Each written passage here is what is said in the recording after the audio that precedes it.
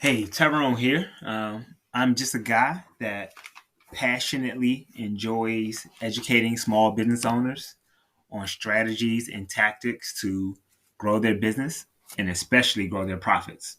For most businesses, their key barriers to growth um, almost always stems from insufficient capital. And if you clicked on this video, then you have probably already heard that invoice factoring could be potentially a good solution to help you with your working capital needs.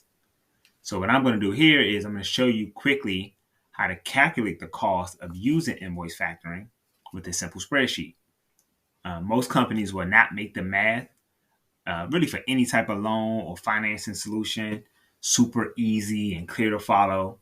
So, I kind of set up the math for you here so that you can quickly plug and play and get a feel for like what really this type of financing is going to cost you at the end of the day. A link to this sheet will be in the description for you to play with on your own. All right, so let's quickly go through it. Let's start with the invoice amount.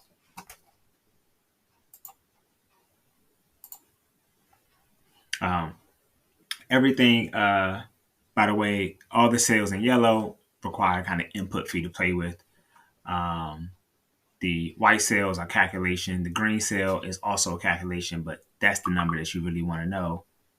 Uh, as far as how much money you can get up front.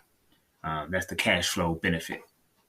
So let's go through it. So let's say your invoice amount was for $50,000, and the factoring company is willing to pay you upfront 80% of that value. And they typically, one thing about factoring is that the approvals can happen really quickly. Most companies can approve within like 24 hours. Uh, After you send them the invoice, they do some validation and checks, make sure the service was delivered and that the customer, the invoice is legitimate. They maybe do some checks on the company and, like I said, the payment history.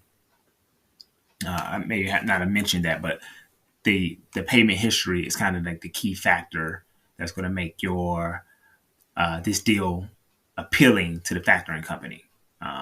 Do you have a record, a history of the company, this particular company making payments in full?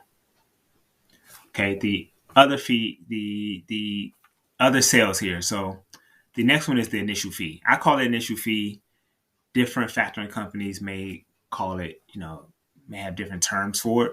But at the end of the day, a lot of these companies are going to charge you some fee that they're going to receive regardless of how long it takes for them to collect. It's almost like an origination fee. So 2% is typically in the ballpark.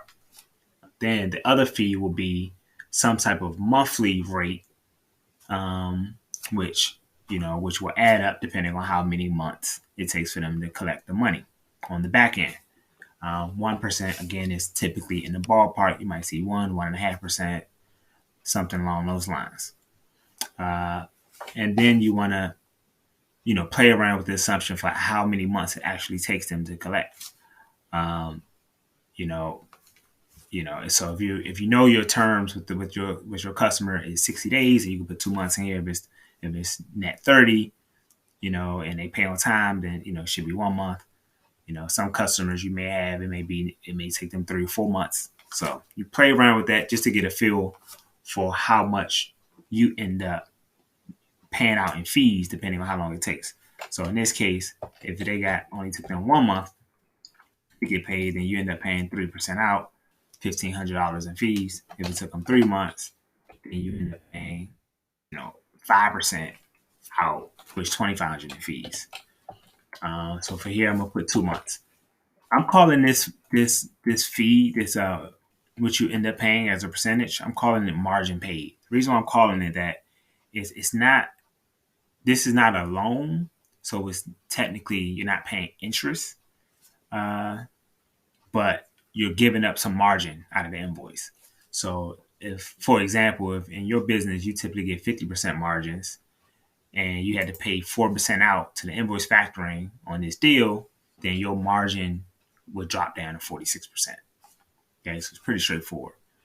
Another thing I like to show is what would be the comparable annualized interest rate if you had borrowed this 50,000, and it took you 2 months to pay it back, and you paid out $2,000, let's say, in interest over that time.